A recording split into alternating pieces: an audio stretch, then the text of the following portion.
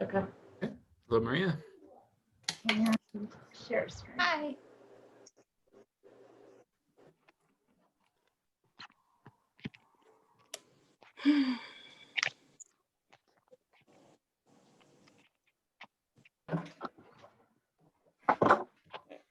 Amy just emailed. She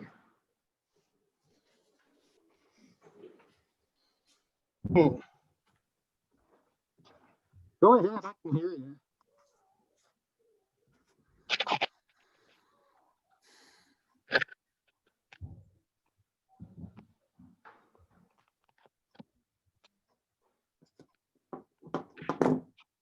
So Amy will be joining in just a second. Okay.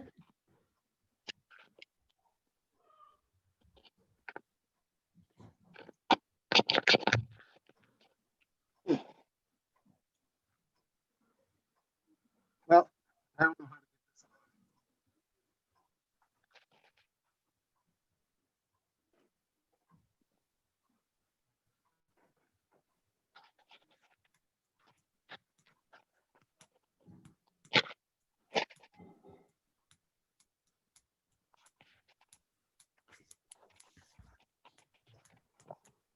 Why don't you proceed with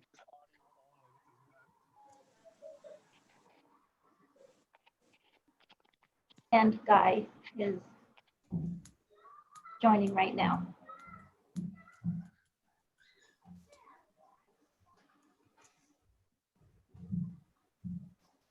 That's not much better. It's better though. Yeah. Gosh, this is really screwy. Well, okay, No, that's much better. okay. Yeah.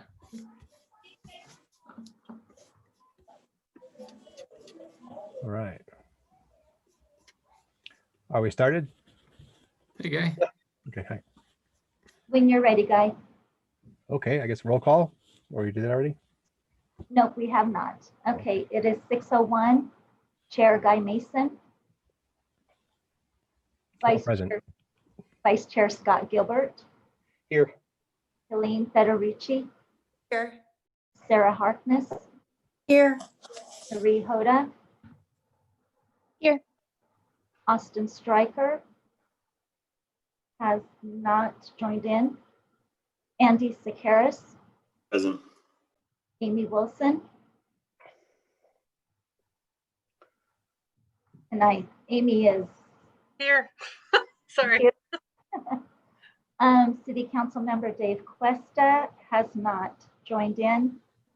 Inglewood School Liaison Jen Hubbard. I am here. And staff, we have Christina Underhill and Mark Moll. All right, thank you.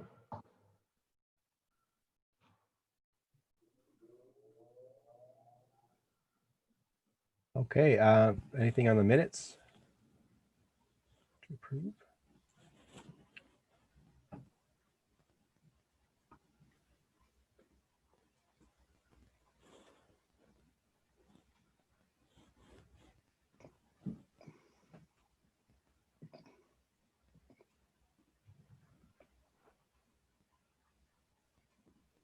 I move to approve the minutes. I'll second. All in favor? Aye. Aye. Hi. Any opposed? Okay, minutes are approved. Thank you. Any public? I don't think so. Comment? And next we have reports. And Mark is going to, Yep. I'll okay, Mark.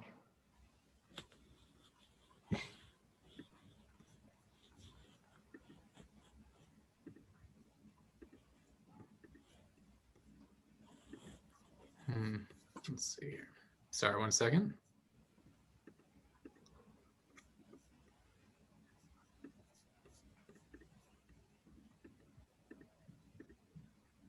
And Mark, I can share those.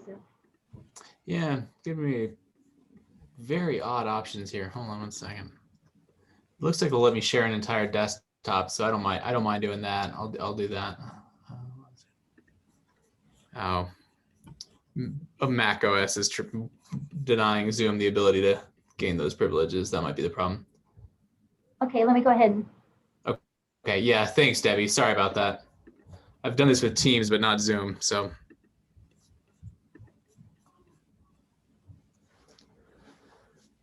All right, thanks. So here we are in October. We've been doing the public access for the computers for a while, as well as continuing curbside pickup. Numbers will look pretty consistent from what you've seen from the last few months. The number of physical visitors, a fraction of what it was in October 2019, but 1,500 people visiting the library.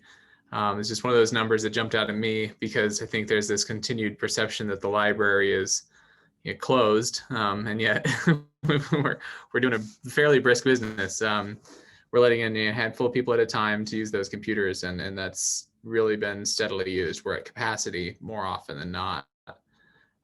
So that number is rolling in curbside pickups as well. Going down a bit, the relevant numbers, we're seeing physical materials still tends to be about a third of our normal physical materials circulation.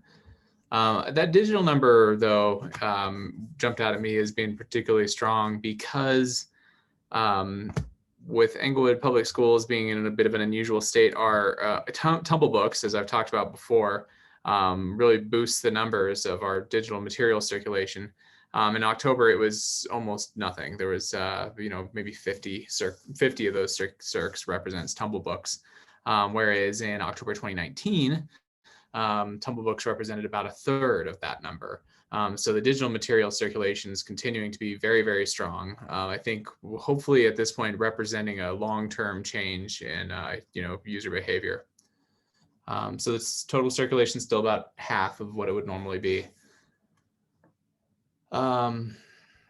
Questions answered is our reference transaction number, and we've been doing our best to track those, but we're actually redoubling our efforts now. So we'll hopefully have some more detailed statistics about how many phone call reference transactions we're doing, as well as email reference transactions.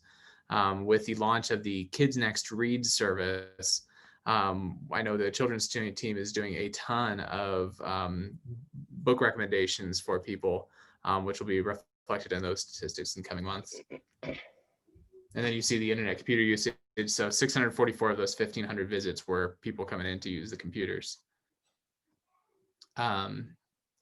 Program numbers, that represents a combination of virtual and in-person. With this being October, we had some Halloween programs that were really well attended. So thank you to anyone who came out to those. I know the children's team had a lot of fun being able to do that in the green. And then young adult programs, we had 27 attendees compared to 8 in 2019. So hey, one category that actually has gone up. Like, I'll take it. The children's team has worked really hard to maintain relationships with the teen and tween audience, and to continue to have programming and build up a core group that's attended it. So every little success there is worth celebrating. And then our adult programs, we did really well in October, largely on a couple of staff members, Angie Candelaria and Jordan Farmer, put together take and make kits related to Dia de los Muertos. And those were really popular. So those numbers largely represent the Dia de los Muertos take and makes, as well as some of our virtual programs. And the revenues, we didn't deposit any revenues, so that should be a 0 rather than an empty field at the bottom there. Any questions about any of that? I have 2 quick questions on it. Please. One, the virtual visitors is concerning. Still, it's continuing to go down, even though I would assume it would be going up currently. So I wasn't sure if there was a reason for that. And then does the $21,000 sort of net hole compared to last year, how is it affecting your budget at all? Let's see, $21,000. Oh, the revenue. Oh, Yeah. Revenues for us, it's such a small line compared to our expenditures that we haven't really felt that. Okay. And we've saved at least $100,000 in staff salaries, in terms of being slow to fill vacant positions. I know we're looking at in these last couple of weeks of the year here, trying to make sure we're spending through our budget categories. So financially, or in terms of our budget, we feel we've got everything we need right now. But we're aware of that revenue decline. Now, your other question was regarding the virtual visitors. So virtual visitors is a combination of the website, the city of englewoodco.gov/library. That represents a small portion of our virtual visitors. And the vast majority of the virtual visitors are those visiting englewood.marmot.org, which is the PICA, which is the catalog. And so I think the number of virtual visitors being down there is a reflection of the low circulation of physical materials. It's tough. I mean, our holds are pretty good. So it's just less catalog activity. And I'm not exactly sure why, given that we are actually seeing more holds than we would normally see. So it's, that's an interesting one. I don't have a good explanation, I guess. If you're trying to spend out your budget categories, I know we're doing the same in the city. Is there any ways we can move any money into sort of paid promotion to get some of these numbers where That's you interesting. want them? Christina, could you do any thoughts on that? That's a good one. I love it. Yeah, no, I think that's a good idea. We've been very cautious this year with just COVID and budget shortfalls. And so the library did an amazing job functioning at the staffing levels they had. So that could be a really great option. That might be something we should talk to communications about, see what we can do to do a couple pushes before the end of the year. Great idea. Thanks, Andy. Thanks, Andy. That's a really, I've been thinking okay, we're buying new projectors, we're buying TVs, we're doing all this stuff, but that's a great suggestion. Cool. Appreciate that. Okay, I just Debbie. had a question about please. virtual. About virtual visitors. Would that, when you talked about people searching the catalog, would that include, if the library was open, I know that I'll sometimes search the catalog at the library. Mm-hmm. Does it include that? It does. Yep. Okay. And you hit to that website. So, and then also with more, I mean, if think about it, during normal times, we have 20 computers active for, 12 hours a day or 10 hours a day. And every time somebody logs into one of those computers and opens up a web browser, it goes to englewood.marmot.org. And so there's actually probably a lot of traffic that's just coming from the use of the public computers of the library. Right now we're down to 10 computers. So, and then we're only doing the two-hour sessions a day. So, a lot less activity, that's a chunk of the traffic right there, I imagine. That makes sense. Yeah. So for that reason, then, do you think that the virtual visits are actually up a lot, like the real virtual visits? I think the most worthwhile thing to compare there might be the traffic on the city page, year to year, like the englewoodco.gov/library part of it. And that one, I'd have to look. Let me bookmark that. Maybe I'll try to report out on that next month. I just have to pull up the Google Analytics and see. It's a good thought.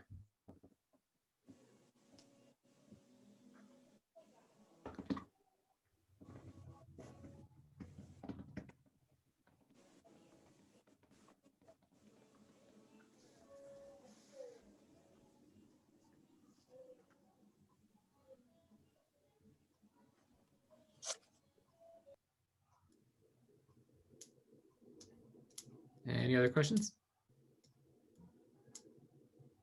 I don't have any. I think we can move on to the action plan. Yeah.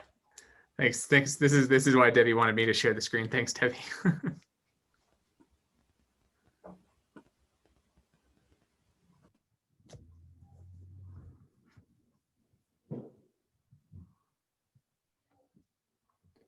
Okay, so this first update is under increased awareness of the library throughout the community. Just kind of a check-in that we're doing the email newsletter. I think you probably would have received the first two now. The library ledger, it's called. We have Matt Broadus, one of our staff members, is kind of taken that as his personal project, and I think he's doing a great job with it. That goes out to 10,000 people each month, and that one does pretty well. We get a lot of click-throughs on anything that's linked in that, and I think that helped to drive some of the Dia de los Muertos ticket makes, like I was referring to back on the other slide. But but this is an area where Andy's suggestion might be really relevant under the increased awareness of the library throughout the community. You know, anything we can do to continue to promote what services we have on offer is really worthwhile.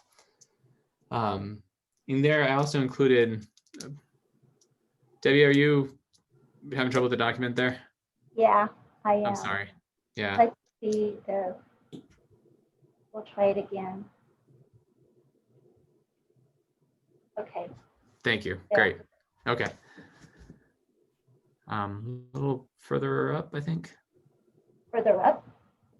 Yeah. I think we were on. Okay, so have you done this one? Right there. Yep, that was the one. Next Okay. one. I mentioned began virtual evening story time. This was, so Kimberly had the thought of the kids are back in school. She's getting in the habit of doing these virtual story times. Why not do an evening story time to reach out to the kids who are old enough that they go to school during the day, and so they can't attend weekday story times at the library. And so she's tried it out, and she says that the attendance so far, it's hard to judge on Facebook Live. You can see how many people are viewing while you're active, but you're not seeing if it's if it's a whole family logged in, or if it's just one kid watching. And then you also, she says it's hard to see how many people then watch it after it's been posted. But her estimation is that the attendance is roughly the same as her daytime story times. So she feels that that's been pretty successful.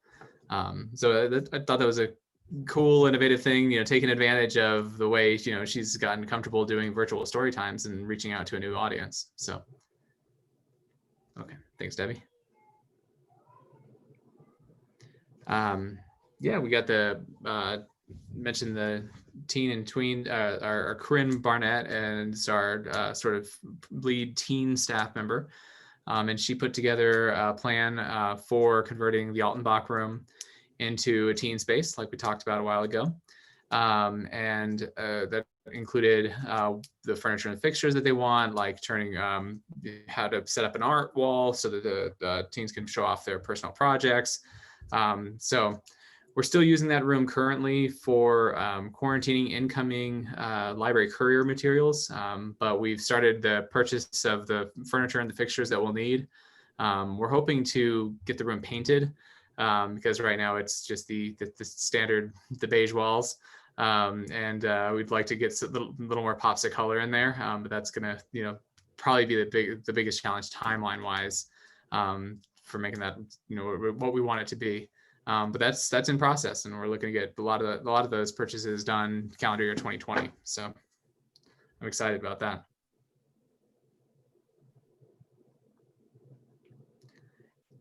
Yeah, this is kind of referring back to those teen numbers that we've been seeing. Just really proud of that group for building a relationship with that core group of kids, and can, finding a way to keep it going under difficult circumstances, especially given that so much of the programming is virtual. And like we were talking about before the meeting started, or just people having to do these, kids having to do a lot of virtual classes, for them to then be willing to show up and stare at the computer some more is a sign that they're connecting. So.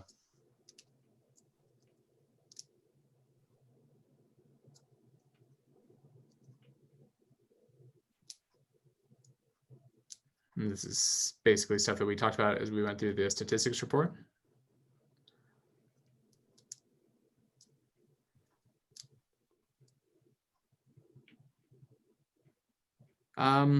Yeah, microfiche machine. This is part of the local history, increasing awareness of that. We were looking at the local history section that we have, which is at the back of the nonfiction collection. It's kind of tucked away into a corner. We think it's important, but it's something that kind of gets a little overlooked. And it had this very library specific problem where all those books are labeled as just standard nonfiction. They have a Dewey number on them. There's no other indicator that they're local history.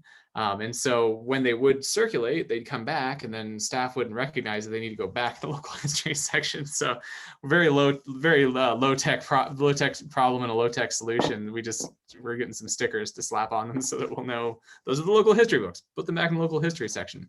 And then also on the low tech front, the microfiche machine had broken down to the point it's still functional, but it wasn't allowing you to print. So you'd be able to find the document you're looking for.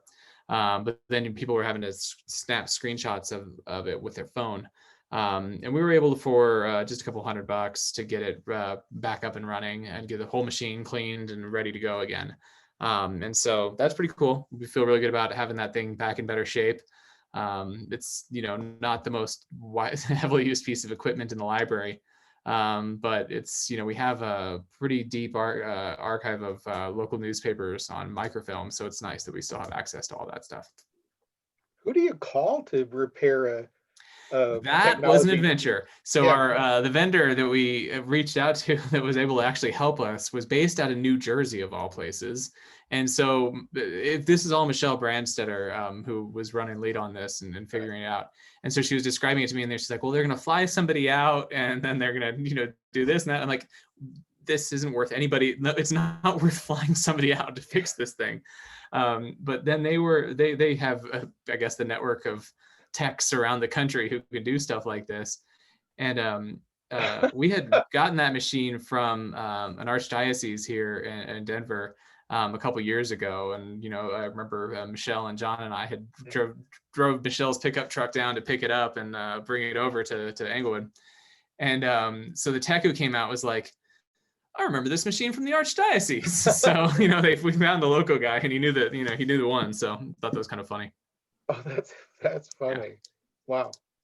Just out of curiosity with the microfiche, Mhm. have we ever price checked what it would cost to just digitize? We did not, but it's something we talked about. But what we're going to do is we're going to start with an inventory of what we have, and then determine how much of that is available through sources that have already been digitized, and so that we can compare, is it worth digitizing our own, or is it worth getting access to a database that has that stuff digitized already? There is a company that I've talked to the vendor a bit that has access at least to the Denver Post archives, but it's the Englewood Herald one that we're not sure about. So we're gonna do it. We're start with the inventory and then figure out what else is out there. And then is your plan to eventually retire the microfiche machine then? I think it's a matter of this was almost the moment we retired the microfiche machine. If it hadn't been just about like a $200-300 repair, I told Michelle, if it's anywhere in the ballpark of four figures, I'm done.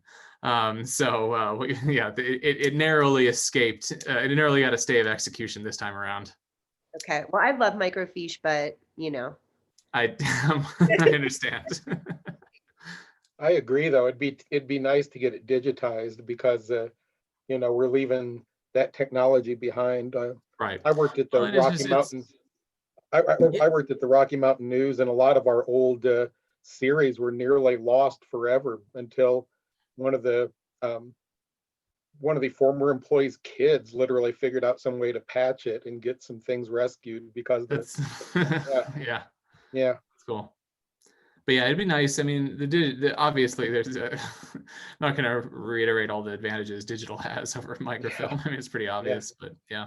I just wonder if there's a service that just would take a bunch of microfiche and digitize it rapidly. Yeah. Yeah. They're out there. Pretty rapid. Okay. Yeah.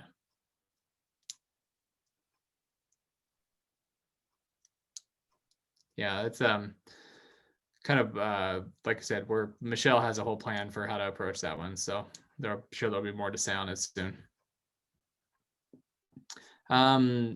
This is about the Marmot Digital Archive. I checked in with Celine so this is basically taking this large collection of historical photos that we have. Speaking of digitization, these have been digitized, but they haven't been organized. They're not an easy collection to search, and so somebody has to go through and do metadata tagging on all of these photos. We have a grant that helps fund this, but right now the bottleneck is that Celine, our technical services supervisor, is the person who has subject matter expertise on it. She's been making steady progress on it, but she has a lot of other responsibilities as well. It was only earlier this year that she became a supervisor. Previously, she was doing her job full time and not without any supervisory responsibilities. And so we've really leaned on her to be one of the library supervisors. So in order to help speed this one along, we've got 4 new staff members who started within the last week. We think 1 or 2 of them might be a good candidate for helping this project out. But Celine's gonna have to take time to get them trained up to make sure that we're not incorrectly tagging in ways that make it a big mess for somebody later to have to untangle. We want to get it right the first go through. This is all searchable through PICA. If you go to englewoodco.gov/library and look at the Englewood history part of the page, it'll link you to it. It's kind of interesting to poke around. Is there something coming up later on the agenda about the new hires? I'm just interested to know what positions were. Yeah. So we, over the course of since the shutdown, we've had 6 of our part-time staff members leave. Couple retired, 2 of them retired, and then others left for other jobs. Several moved across the country.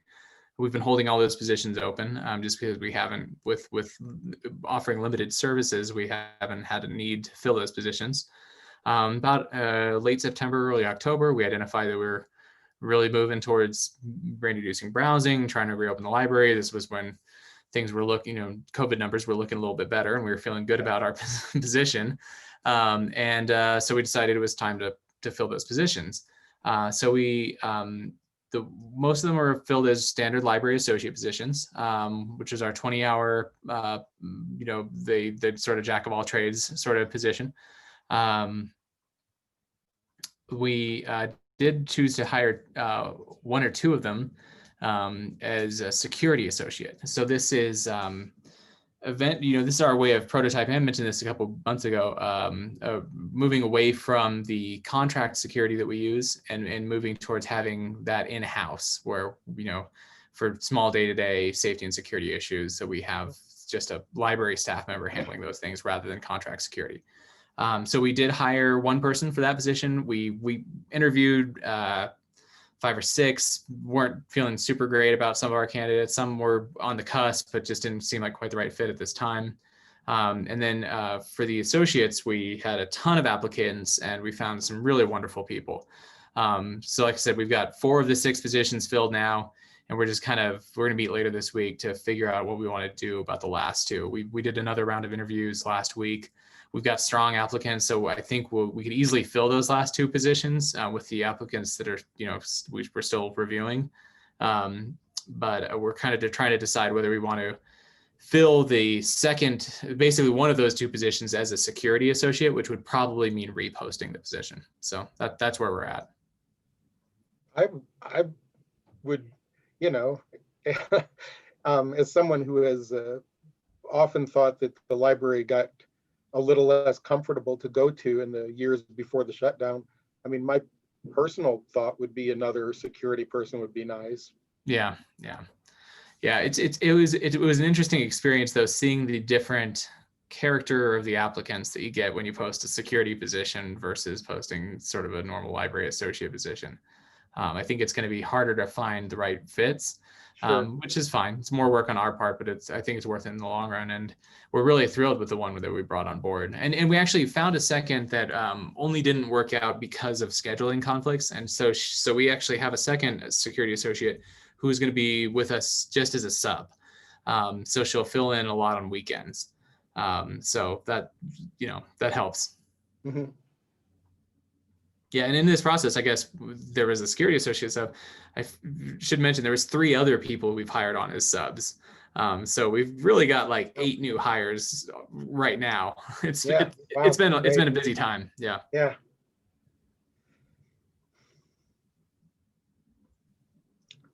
Okay. Any other questions about the action plan? All right, I guess we can move on. You to might new- talk about this later. I have a little question, which was that since the take and makes for Dia de los Muertos were such a hit, do you have more plans for more of those in the holiday months coming up?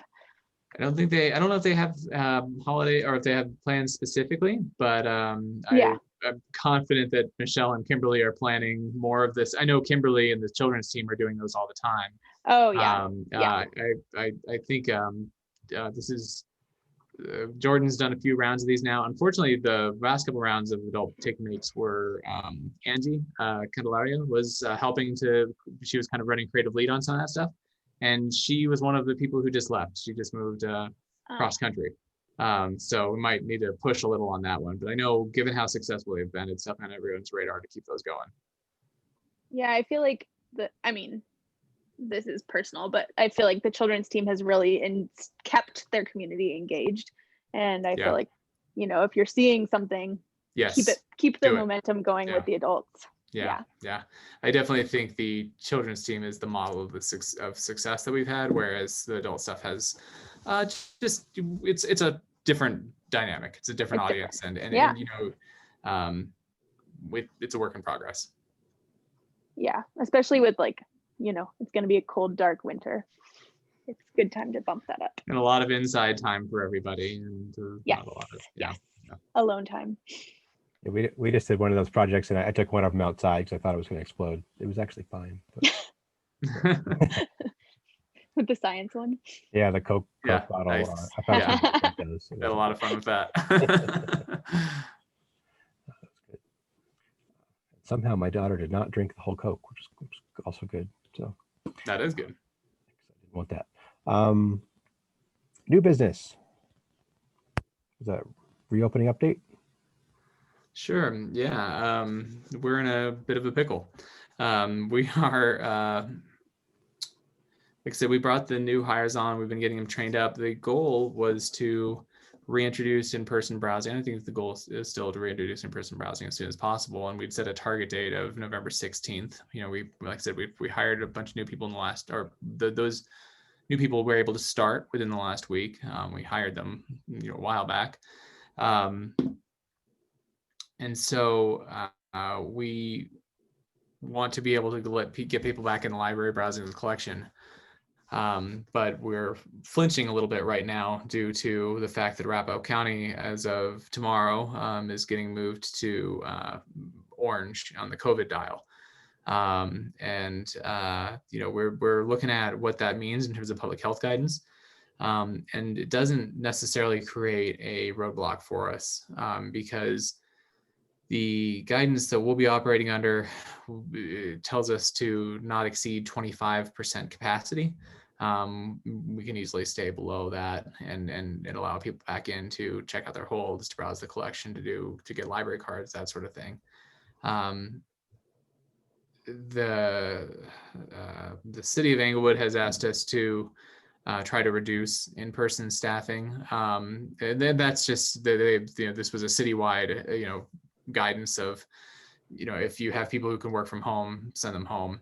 Part of the public health guidance under the orange color of the safer at home dial. I'm getting so mixed up with what's what anymore. What used to be level 3 and is now called orange, is to have your office staff at 25% of what it would normally be. We don't, because we are frontline, because we're more like retail, we're kind of operating under more like the retail style guidance.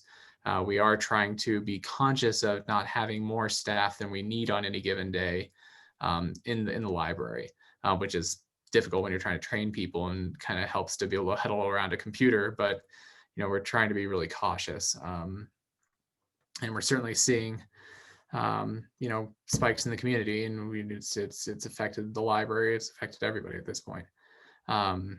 So right now we're still doing curbside. We are letting people in to use the public computers. The hope is to start letting people in just to be able to come in instead of having to call and have somebody bring their holds out to them. Just come on into the library and grab their holds.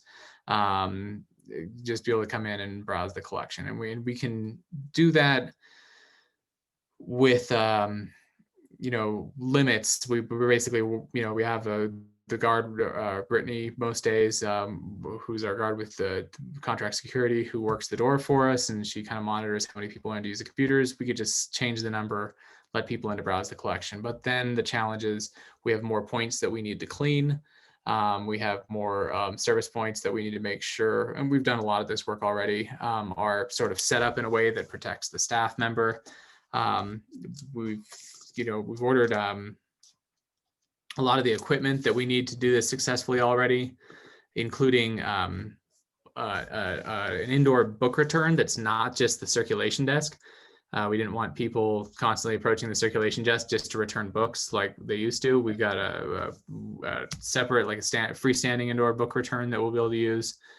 We got extra carts that we can put throughout the library for people to return materials if they pick up books and decide they don't want them. It's a place for those to go. So we've been doing the work of prepping for all this, and now it's just that moment of, okay, here we go, and things are in really bad shape in Colorado. So, like I said, that we've been looking at public health guidance. We've also been looking at what are our neighbors doing in reaction to this. So when Jefferson County moved to Orange a week or two ago, they decided to end the in-person services that they were offering and go to curbside only. And then after announcing that to the public and making the changes, they reviewed public health guidance and determined that that wasn't actually a requirement, that they were able to continue to offer in-person services if they wanted to. And so they are going to be reintroducing those, but with new limitations. Bemis is following what Jefferson County is doing. So Bemis is relevant because they're also in Arapahoe County, so they're moving through the same TCHD, the Tri-County Health Department's recommendations, right alongside us. So they're going to continue to be open for the in-person services that they're offering. Arapahoe libraries, probably obviously the biggest library system in Arapahoe County, is going to be moving to curbside only, is my understanding. I don't know if that's been publicly announced yet, but that's what we've seen from some internal communications, or some other communications. Not 100% sure that's the direction they'll ultimately go, but that's the indication that we've received. I think we're at a minimum going to hold steady with what we're offering until we get effectively shut down. We are also going to try to loosen up for things like if somebody comes in, they just want to get a library card. We've already been, hey, we'll find a way to help you out. Increasingly, we're just trying to find ways to create good customer service experiences for anybody who comes to the library instead of having to turn people away.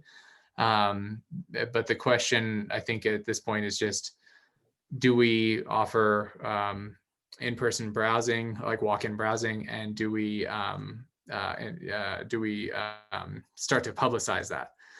Do we try to draw attention to the fact that we're offering that? Because I think there's a difference between person walks up and notices, hey, can I look at the books? Yeah, come on in, look at the books, versus sending the newsletter announcement to 10,000 people being like, come on in. So that's kind of where we're at. And Christina, I don't know if you want to add anything to those thoughts. Yeah, it's a little unfortunate to the fact that the library has been gearing up by hiring the new staff and getting policies and procedures in place for reopening. And then like the brakes are starting to hit again with the COVID ramping back up. And so it's almost harder this time around to make decisions because of where we've been and where we've gone through and now where we're headed. And so I think every day is going to change a little bit, and potentially some different guidance may come out. But I think as of right now, we just take it slow and don't throw the doors wide open and let everybody in just yet, because we're still not out of the COVID waters yet. And it's just tough. I feel bad for the staff, and everybody works so hard to provide services, and they do an amazing job at reaching out to our community in these times. And I know, the children's group really wants to see these kids in person. So the in-person story times have been great that we've been able to do, the Halloween event and everything. It's just been tough this year. And so, yeah, it's hard to know. And if you guys have any feedback or any thoughts, please share so we can kind of get an idea from the community side of things, what people really want to see and how we should proceed. I know that I asked a couple times ago that about whether curbside would continue once you open up, but I would say that as someone who's living in a high-risk household, I feel like it's imperative that the curbside continues for several reasons, and I would just hope that would be my recommendation. Definitely no universe in anywhere in the near future where we end curbside. Yeah, we've heard that loud and clear. Cool. Yeah. I really like that you guys changed it this week to where you don't have to make an appointment. So that's been a good change, Cool. I think. Yeah. We're really struggling with do we check the books out to people when they call and let us know that they're going to come, or do we make them wait until they actually get there? So that will be that's our current frontier of trying to figure out how to make this work, because people will call us with the best intentions of, yes, I'll be there in 20 minutes, and then often don't end up making it in. Yeah. So we're kind of working through that one. But yeah, we think it's a better experience for people as long as we can not make people wait too long, especially when it's cold out there. It's really, we recognize that there's a time pressure to get the books, get them checked out, and get them out to people quickly. It sounds to me like you're not rushing to go right to the edge of the envelope. And I think that's wise, because I do think restrictions are going to get tighter. It looks inevitable. And I think if you went right as far as you possibly could with opening to the public and then had to shut that back down, I think people just feel really whipsawed by so many things. Not even just COVID, but this year has been so extreme on so many counts that I think there's exhaustion, there's a lot of anger, there's a lot of despair. I think the minimal whipsawing of people that you could do would be wise. I appreciate that. I think it would be helpful. Sorry. Please, Andy, go ahead. If we do some sort of survey out to the community that's a little bit larger than our little network, both as an educational tool, because I think it's like, did you know that we quarantined the books? Like, I don't think we've done a good job telling that story, that like we quarantined the books and we are protecting you. But I think it would be helpful to get a little bit larger survey out to our larger network, even if it's through SurveyMonkey or Survey Gizmo or something, just to help inform some decisions of where you're going to spend the time of the new staff.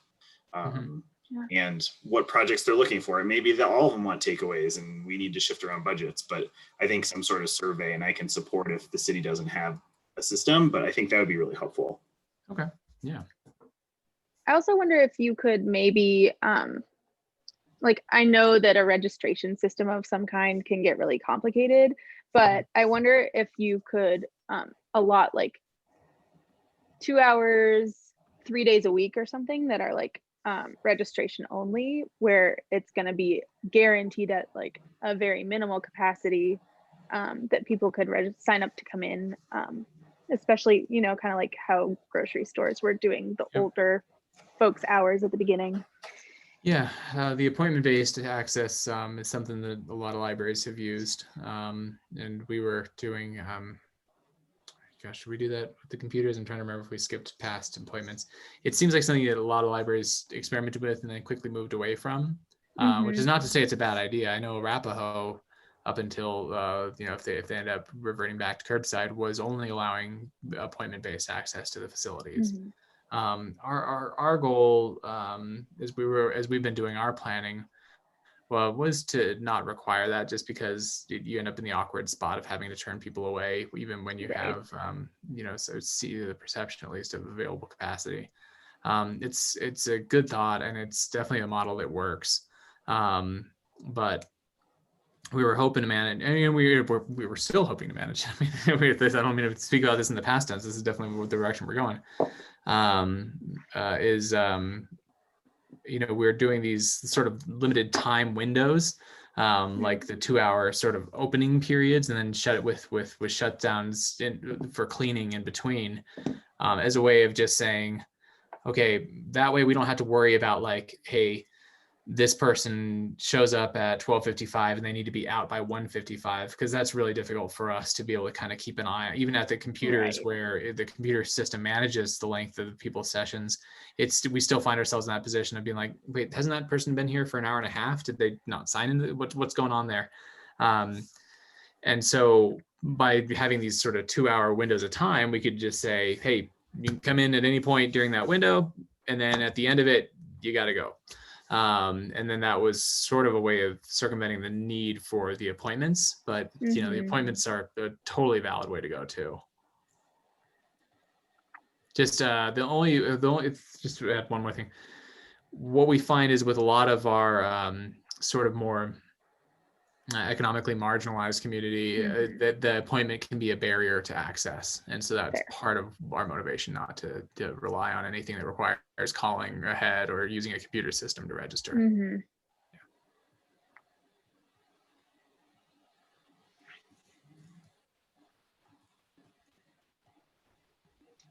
Any other questions about reopening? I just want to say, sorry, is it okay if I go? I just wanted to say to Scott's point that not going too far one way or the other, and kind of trying to stay in the middle so that you don't have to create new rules and then undo them. Because every time that happens, like with an appointment system, it requires educating people on it.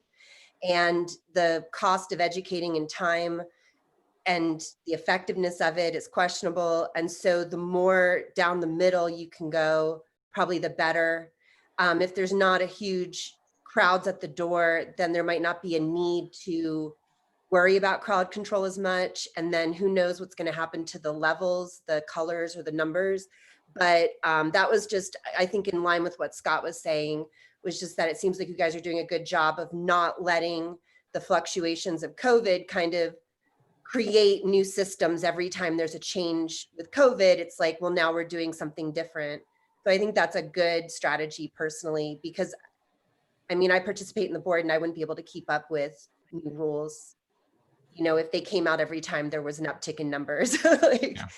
As staff, we constantly feel like our heads are spinning. I hear from the people who work part-time in particular, they're like, I just want to be able to come into work and know what's going on any given day. It's like, me too. Like and everything's moving fast right now. So yeah, I hear you. The more stability we can provide, the easier it is to, you know, you educate people on how things work once, and then you don't have to change the rules out from under them. And we've done that to people. I mean, we've had to, you know, we've made some changes to process and procedures that have created some disturbances, and we've tried to do those minimally, and we've tried to move in the direction of making things easier for people over time. But every time you make a change, there's a cost to it. So thanks for that.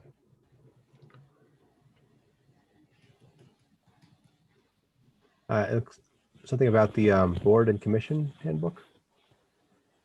Yeah, so I'll just mention, you should have received the board and commission handbook earlier, probably a week or two ago, to review. It's draft form. So if you guys want to take a look at it, if there's any concerns, questions, you can email myself, Mark, Debbie, with that. The handbook has not been updated in a very long time, and so it's finally time to do it. So our attorney's office and city clerks did. So all of our commissions and boards are receiving it. And like I said, if you have any questions, just let us know. When do they hope to finalize that? I think it's by the end of this year. They'd like to at least get the feedback in to implement in 2021. I believe there's going to be some trainings for our boards and commission members, which should happen, just so you understand what it is when you're on a commission and how the board or commission functions, the Robert's Rules of Orders. A lot of people, you know, as a resident, you just want to serve your community and you sign up for a board, but you get nothing else. So you're winging it when you get on the board to figure out how things run. So the goal is to get everybody up to speed and understand what the role of a commission and board does a little bit better. So we can move forward, yeah. Would that be like online training or something?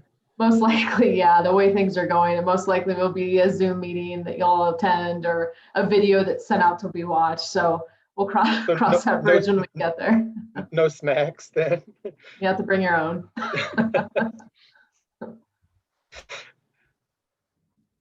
Okay, thanks. I've been so swamped, I haven't even had a chance to do anything more than download it yet, but I did want to look it over in time to Yeah, have some kind of semi-intelligent feedback. Thank you. sure. Thanks, guys. I think, Helene, I think you had an idea you wanted to share about. I have a new business. Thank you, Guy. I was thinking, I've been thinking about this actually for a while, and now's as good a time as any of bringing it up. But what does the group think about potentially having a podcast, webcast studio in one of the study rooms of the library? Now, this is like, I know I just saw your head turn, Mark. It's like, I was just having a conversation with somebody about this yesterday, so it's just weird timing. So go ahead. No, yeah. I put some thought into it personally. I've thought through logistics. I've just wondered like how would it work? And YouTube for a while, I don't know if they're still doing it, but they set up studios in every major city that if you had enough followers, you could sort of apply to their studio and then you could go in and use their facility for your casting. And I think it could be a really powerful tool for the community. One of my personal philosophies of the library is that it should be a center for accessibility. And I think for a lot of people, you know, the setup for a podcast, webcast studio is a barrier, especially for younger people, for older people, for everybody. And I think it could really serve our community to have a place that is sort of up and running where they could come and broadcast out to the community, gardening tips, cooking, whatever. And it wouldn't just serve our community, but it would actually, they'd be able to impact all over the world because there's no boundaries. So I think it could be really powerful and I'd be open to exploring that. So here's a mention. I like it. Yeah. I think making the library into more like makerspace and expanding is excellent idea. So I love that idea. I agree. Yeah, I have some like experience with some projects like that. I helped with the Smoky Hill and South Glen studios, recording studios for Raphael libraries in a previous life. So that's familiar territory. It's something I'm really interested in. And then as we've been eyeing, as like I indicated earlier, we were eyeing some of the remaining budget for the year, and there was definitely a part of me was like, time for microphones and computer equipment is managed through City IT. So, you know, there is a little bit of an internal, just some stuff to navigate. You can't just go off and, buy the iMacs myself. But other than that, like, I'm very interested in it. So. How does an idea like that get implemented? I think Christina and I have a conversation and we put together a project plan. Well, I can share with you some of the notes I jotted down about logistics. One of them includes community members, depending on what kind of demand there is for it, community members perhaps quarterly, like applying to their projects to the room and then being allocated hours so that they could come in whenever, but they have like an allocated number of hours. And if we did do it that way, there could be like a selection process, and then there could be a standard of content too that way. And I don't know if it would be broadcast out on an Inglewood channel or separate channels. I really like the idea of doing that because, I think there's a necessary step in, people can create content. There's a lot of content creation in the world these days, but there's not like there's more, in some ways there's a disproportionality between the content that is created and the available audience. So anything that we can do as people in the community are making things to connect them to an audience, I think that's really important. And I think that's where there's like a community building aspect to it. So I really like that part of it. I think that's cool. And then also the other thing that I was considering too is if we did do that, maybe just having like one of the walls be green or, just kind of set it up so it's really easy to just plug and go. And I would be interested to see what our community members produce. I would watch my neighbor's gardening show. I'm a terrible gardener. And it would be very regionally specific this way. So I'd be very interested. I think for some, it would be a way to get to know the community and on a whole different level. Mm-hmm. I would really like to see that come to pass. I would like to see it come to pass without a lot of delay, actually. It sounds like a great idea. Yeah, Mark and I will get together this week and talk about it because we do have some funds left. I think this is a fun idea and another way to connect the library to the community. So awesome idea, Helene. Yeah, Helene, I love stuff like this. I'd love to see your notes on it. This is, yeah, you're speaking my language right here. Okay, well, I was really nervous about bringing it up because I was like, being called crazy wave. So I'm really excited that everyone's so receptive of it. So that's awesome. Thanks, guys. Yeah, thank you. Cool. All right. I think next we have the old business, the budget review. Right. What kind of money? You mean the discretionary spending that we have yet to go? Our budget. Yeah. Do we know how much money we have left? Do you have any ideas, Mark? Sounds like Helene does. Yeah.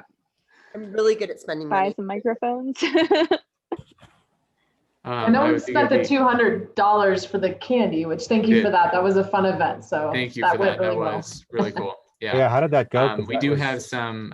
We had about 100 attendees. I think it was 26 families was the number that I saw. It's tough because it was spread out. You know, people basically had time slots, and so you didn't have that wonderful moment that happens at kids programs at libraries when there's, you know, all 50 kids or whatever are there at once in their costumes. But it was a very successful event. Yeah, and the trunk or treat, I think there was 200 plus kids that came out for that and enjoyed that. So the candy actually went to 2 different events. So Right. Yeah, thanks. Yeah.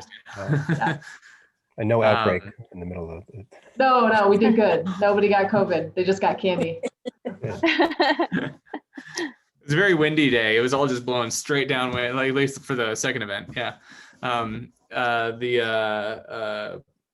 don't know if we have any other similar programs coming up. I know we got Holiday Express coming, so there may be.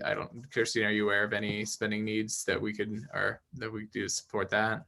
No, I mean, that was something I was going to mention during staff's choice, so I'll just bring it up. We are planning Holiday Express. Reservations are open currently for tickets if you'd like to get tickets for that.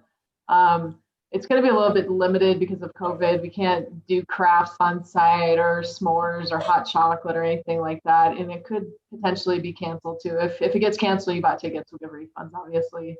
Why don't we do this, Mark, with the funds? We talk about the podcast stuff. And Helene, if you have any cost estimates for the equipment, that might help us speed things along. Like Mark said, IT is always going to be the challenge, but we might be able to put whatever's left in the board's budget towards that and then use additional library funds to cover the rest, unless anybody else has other ideas like adult take and makes or.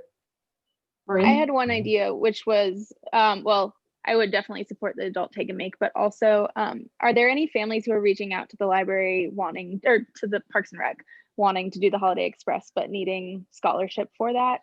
We know that times are hard and okay. We haven't heard of any, and that might be a little tough because tickets are so limited on how many we can. I will bring that up to Lindsay, who's coordinating that event, and just ask if they've had anybody reach out. Okay. So yeah, that's because I know that, I mean, it's pricey when you get a family of, 4 or 6 or whatever. So, okay. So it's mainly going to be just the holiday train this year, or it'll be the train, Santa. It'll be very similar to years past. Instead of doing some of the activities on site, you'll have to take it with you because of Tri-County health orders. Mm-hmm. But Mark, this actually might go back to Andy's point of marketing. We could maybe buy, 2 family 4-packs or something, and then through a marketing campaign, give them away for the Holiday Express or something of that nature. So we'll talk about that. That's a good idea. Good. One other thing with this year being this year, let's make sure with our budget, I don't know what the library budget does for the staff, but quite frankly, I would rather us spend the money on the staff than the podcast stuff. I think we could all pitch in and buy the podcast stuff, but just from the standpoint of if we've had staff turnover, it sounds like a lot of it, or at least unforecasted staff turnover, and the new staff, let's do what we can to take care of them. I don't know what we can get them, but do you guys have any recommendations? Yeah, we usually do like a breakfast, I think, or something like that. But I mean, even I feel like a $20 gift card or $15 gift card or whatever, like any sort of appreciation to them would be great. I felt really bad that we kind of helped get rid of the good water this summer because the water tasted really bad. So Do you know we how have much to- we have? Oh, sorry. Oh, no, you're fine. Go ahead. Oh, I was just wondering how much is in the budget, because I would be in favor of, I would love to do something for the staff and also give some for the podcast, like split it up some. So just wondering if That's there's where I any am. idea of how much.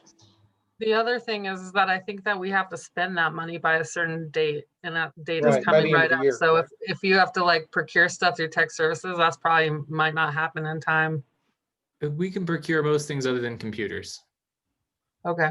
So just, yeah. If I don't there's remember something what more- that deadline was, but I Yeah. feel like it was in December. It is. It's like the second week to get invoices paid and everything like that. So Oh, that is cutting it close. When's our next meeting? When's the second Tuesday in December? December 8th.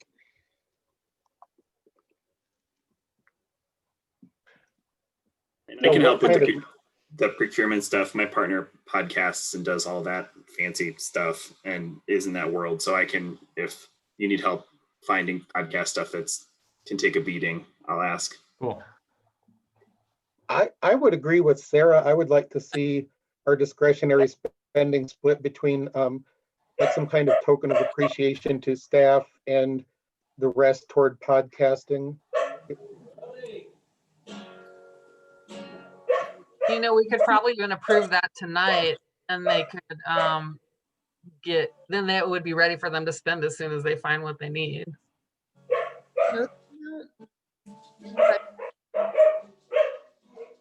Even So how much money do we have left? Do we figure that out? We did not. There was some that went to the library birthday and then the rest candy. So we should have the great bulk left, but I don't know. I don't think we ever spent the birthday stuff either, or maybe a Oh, little didn't bit. we?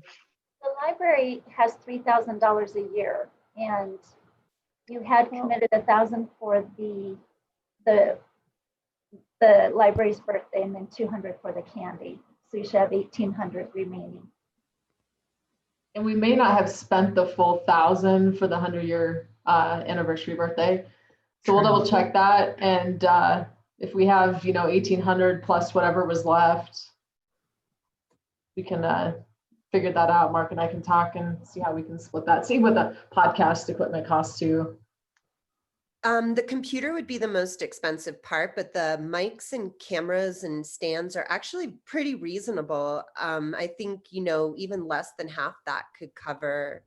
And it depends too on converting the room if you want to do any kind of soundproofing. But I think even still, you're looking at less than half of that.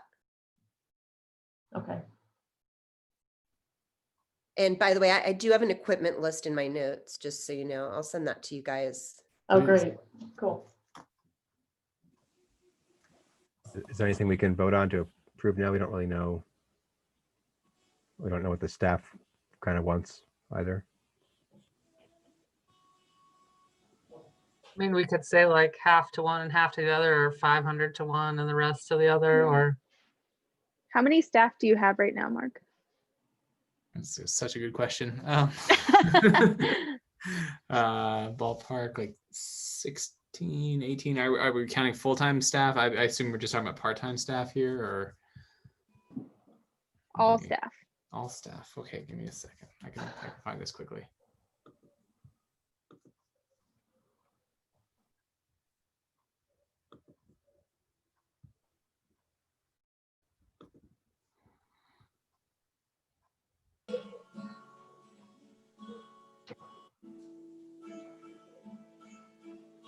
Who's playing guitar?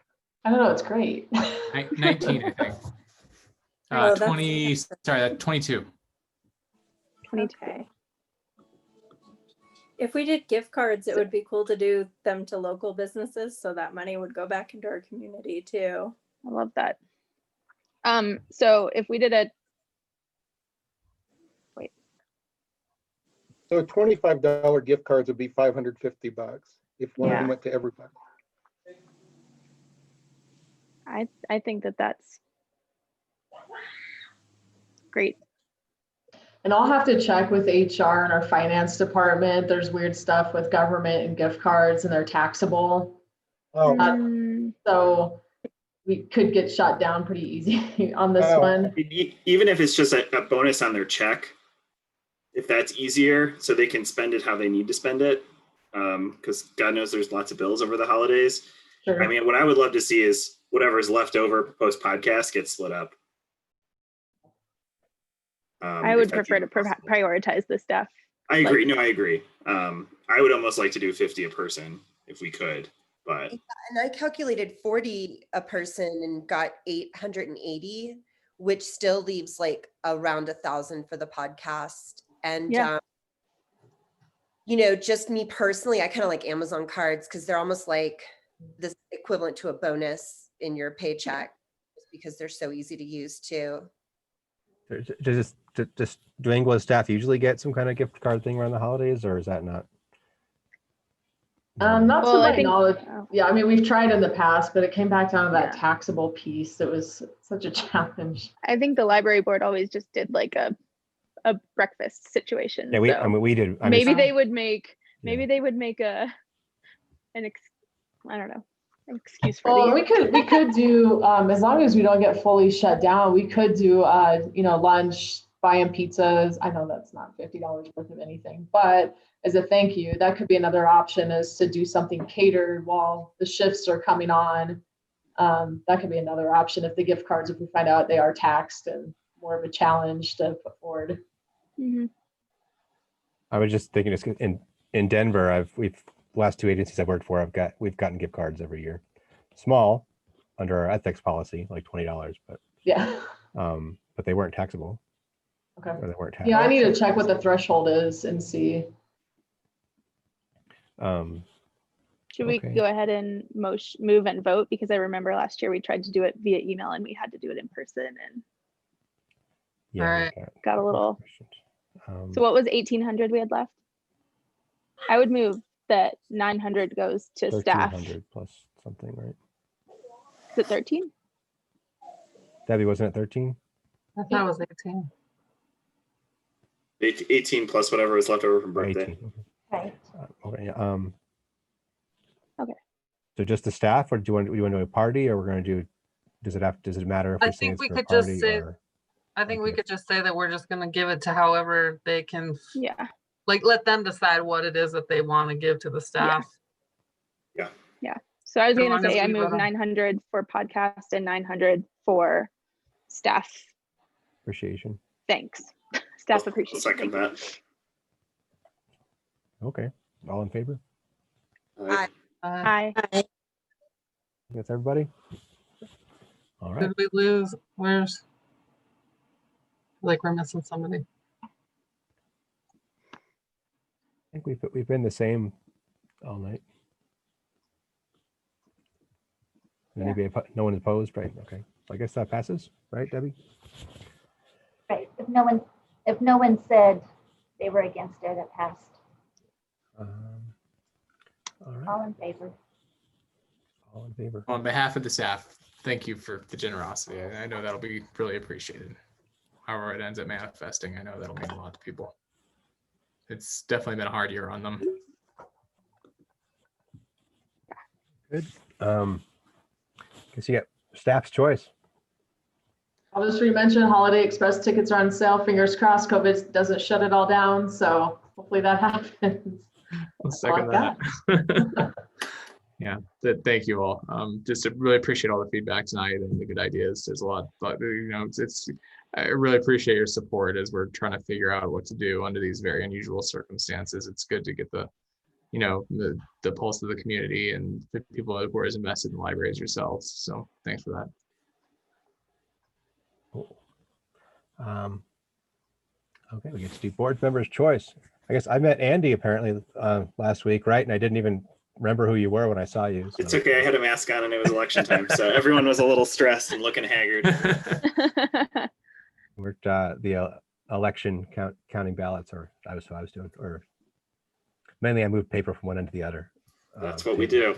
Yeah, that's what we do. So yeah, that's about it for me. I built a climbing wall in my yard. Pretty happy about that. Oh, cool. That sounds fun. If it survives the winter. Looks really good.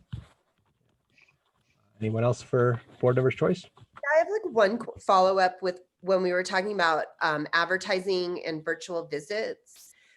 So the virtual visits, I'm so sorry, this is not as exciting as a climate wall. The virtual visits are in that spreadsheet now are both the catalogs and the website visits. I'm wondering if it would be possible to even split them up in that spreadsheet, because if we're going to start advertising, I'd be curious to be able to like track it a little bit more and just see. And then based on what you said, I think it might be the case that the website visits are actually up. So again, like I just would personally like to see the benefits of that advertising show up in the numbers. But as long as it's rolled with the catalogs, I don't think we can see that. Let's see. Yeah, I'd be curious to know something to talk about. Being able to, I appreciate that. There's other ones I'd like to be able to break out too. You know, the way we report statistics out to you, where we lump all the digitals with circulation together, it strikes me as really odd. So I don't know if there's a chance to revisit that in 2021 or how that works. But yeah, I appreciate that. I think Google Analytics, even if we included it in the board packet, would be really helpful for some of us that are nerds that want to see what people are actually spending time on. Yeah, will the new website have more tracking in the different pages, or? I haven't seen anything about the analytics of the new website. So I couldn't answer that. That would be a question for our communications team. But if I see anything, I'll let you know. Okay.